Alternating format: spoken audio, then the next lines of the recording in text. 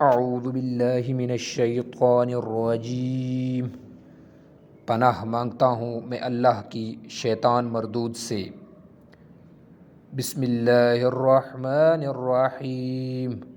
شروع اللہ کے نام سے جو بڑا مہربان نہایت رحم والا ہے۔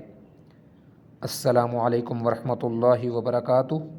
حدیث شریف، نبی اکرم صلی اللہ علیہ وآلہ وسلم نے فرمایا، جو صائم یعنی روزہ میں جھوٹ بولنا اور اس پر عمل کرنا نہ چھوڑے تو اللہ تعالیٰ کو اس کے کھانا پینا چھوڑنے کی کوئی ضرورت نہیں ہے۔ روزے کا مطلب یہ نہیں ہے کہ صرف کھانا پینا چھوڑنا ہے، ہر چیز ہر کام سے احتیاط کرنی ہے کہ ایسا کوئی کام نہ ہو جس سے اللہ پاک ناراض ہو۔